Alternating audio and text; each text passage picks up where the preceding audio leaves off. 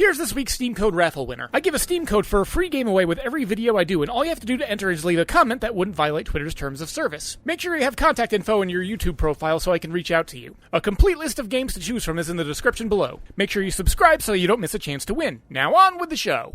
I'm playing something almost every week, and sometimes I want to talk about it and give you a vertical slice. So stick with me for some lightning reviews.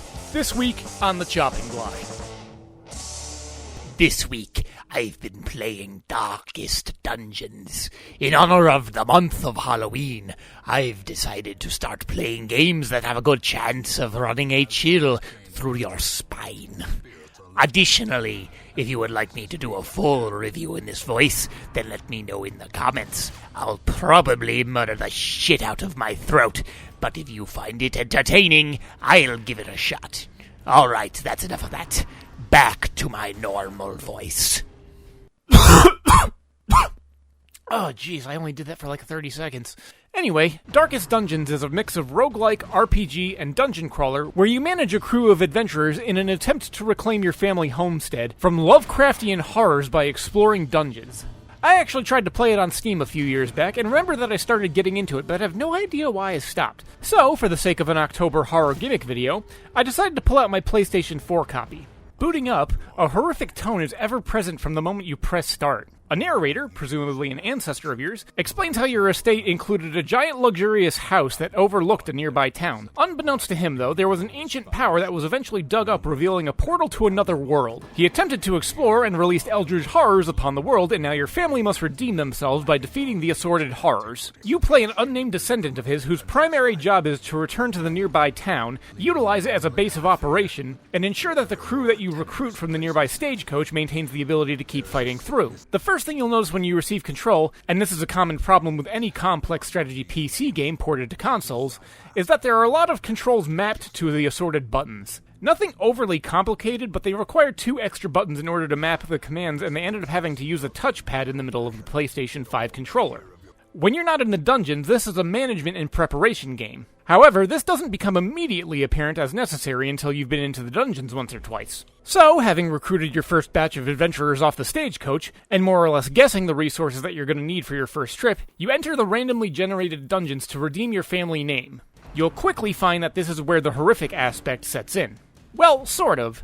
The game is operating on 2 separate horror levels. First is the presentation, laced with grime, decrepit ruins, evil humanoids, and eldritch horrors. The sound design also aids this tremendously, featuring creaks, background disembodied moans, and ambience that indicates the earth itself does not welcome you.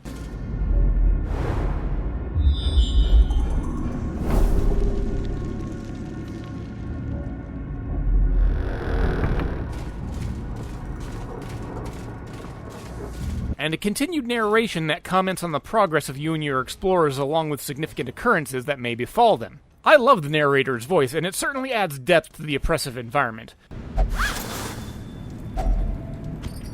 A full pack often attracts unwanted attention.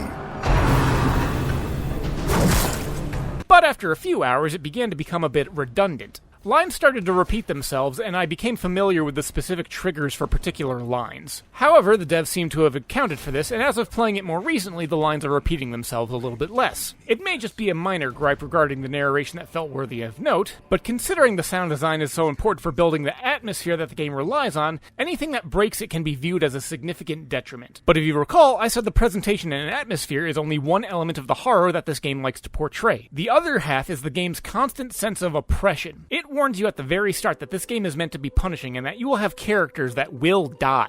You see, Darkest Dungeon's mechanics don't play strictly to health bars, healing, mapping and exploration, and combat mechanics once you're inside the dungeons. The game moves to immerse you even further by adding a psychological element to all the adventurers. As one could well expect in a real-life scenario where the profession entails you to face unknowable and unspeakable horrors, you end up having to manage the psyche and stress levels of every party member. In fact, just being in the dungeon for a prolonged period of time can lead to your party's stress level building, and this can cause individual party members to reach their breaking point where they either acquire adverse mental conditions, or if you're extremely lucky, they'll power through and find some resolve in a positive trait that goes with it. But, speaking of luck, this game at times can be controller-rendingly frustrating. Just as it's possible to roll 4 6s in a row on a dice, it's just as likely for you to get 4 1s in a row, with a bad run causing party members to acquire diseases, mental instability, psychological maladies, and in the worst case scenarios, death. And let's not forget, when a party member dies, they're gone forever.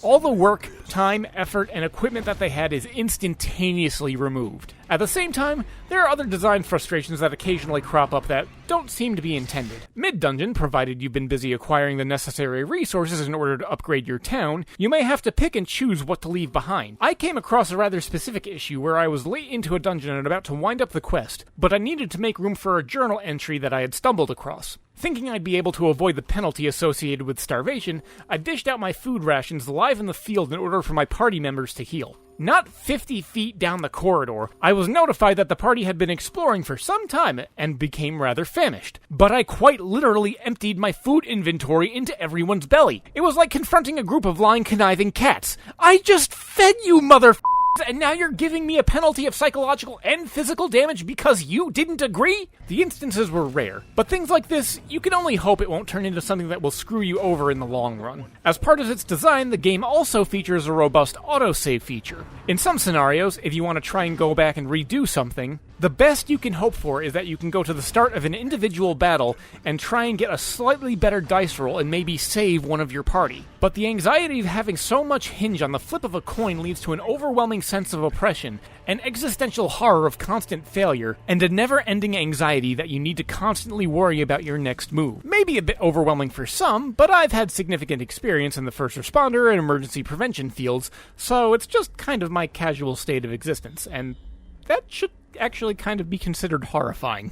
I will fully admit I'm probably damaged for liking this kind of thing. I find no amusement in superficial horror. Monsters, gore, jump scares, and shadowy corridors do very little for me. When I want to be unnerved, I confront the possibility of betrayal, the tension of ever-present danger, the unnerving realm of the uncertain, and the never-ending battle of trying to rein control on the unpredictable.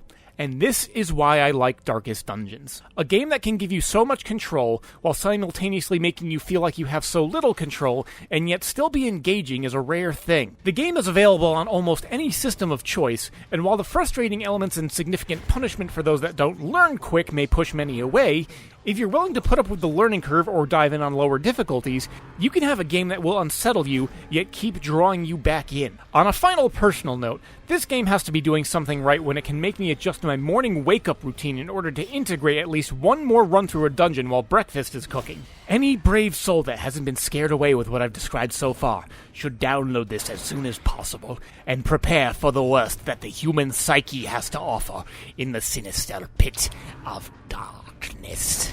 You answered the letter. Now, like me, you are a part of this place. Hey, look at that, it's the end of the video. Don't forget to subscribe, and remember that commenting can actually win you a free prize. So until next time, this is Gheeotine saying thanks for watching and keep your head on your shoulders.